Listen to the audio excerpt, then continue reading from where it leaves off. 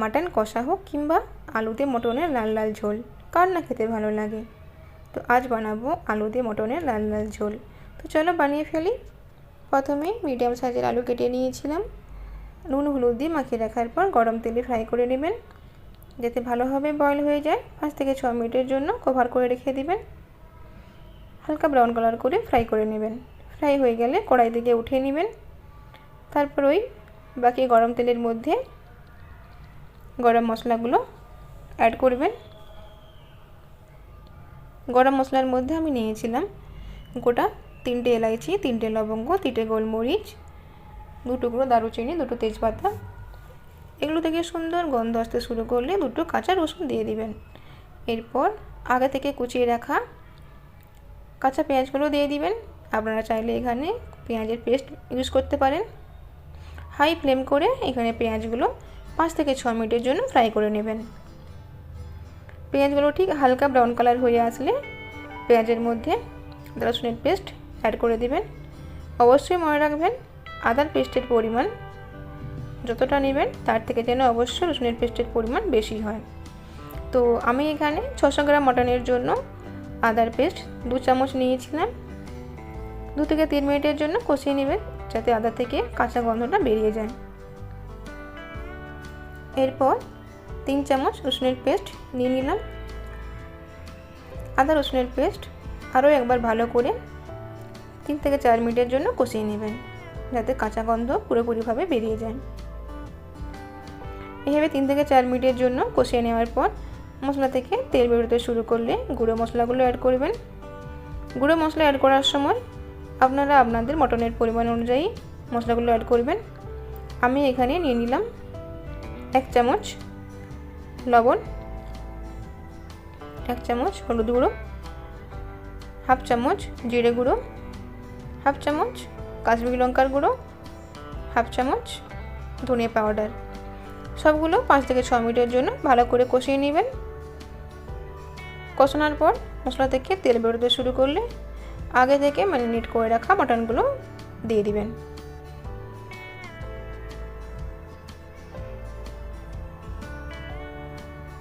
এখানে মটনগুলো 10 থেকে 15 মিনিট ভালো করে কষিয়ে নেবেন, যাতে মটনের স্বাদ আরও ভালো করে পেয়ে যেতে পারেন। আপনাদের মটনের কোন কোন রেসিপি ভালো লাগে আমাকে অবশ্যই কমেন্ট করে জানাবেন। আর এভাবে আমার চ্যানেলে অতি সহজে এবং সুস্বাদু রান্নার টিপস পাওয়ার জন্য অবশ্যই আমার চ্যানেলে সাবস্ক্রাইব করবেন। এইভাবে 10 থেকে 15 মিনিট কষিয়ে নেওয়ার পর আগে থেকে কুচিয়ে রাখা টমেটোগুলো অ্যাড করে দেবেন। 2 থেকে 3 মিনিট টমেটোগুলো কষিয়ে নেওয়ার পর 3 চামচ টক দই অ্যাড করে দেবেন।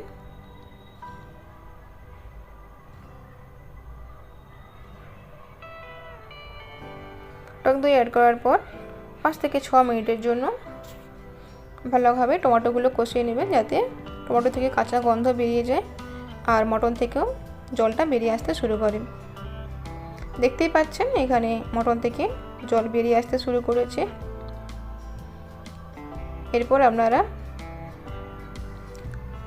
মটন বয়েল করে নেওয়ার জন্য কড়াইয়ের মধ্যে গরম জল দিয়ে 30 থেকে 40 মিনিটের জন্য বয়েল করে নিতে পারেন, অথবা কুকারের মধ্যে 3টে থেকে 4টে সিটি দিয়ে 15 থেকে 20 মিনিটের জন্য বয়েল করে নিতে পারেন।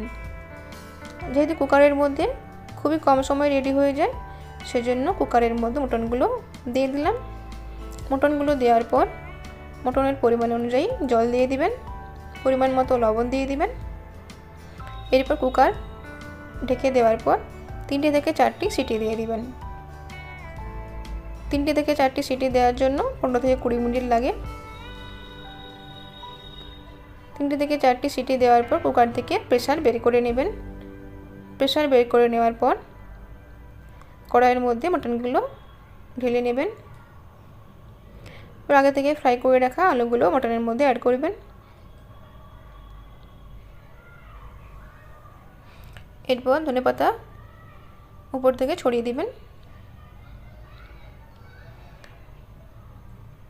আলুগুলো 5 থেকে 6 মিনিটের জন্য বয়েল করে নেবেন, যাতে মশলার সাথে আলুগুলো ভালোভাবে মিশে যায়। 5 থেকে 6 মিনিট বয়েল করে নেওয়ার পর 2 থেকে 3 মিনিটের জন্য কড়াইয়ের মধ্যে কভার করে দিবেন। কভার করার পরে আপনাদের লাল লাল ঝাল ঝাল মটনের আলু দিয়ে ঝোল পুরোপুরিভাবে রেডি পরিবেশন করার জন্য।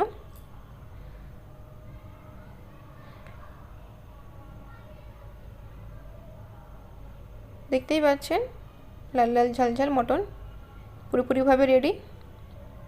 আমার ভিডিও ভালো লাগলে অবশ্যই কমেন্ট করে জানাবেন। সবাই পাশে থাকবেন, সাপোর্ট করবেন। Thank you for watching my channel.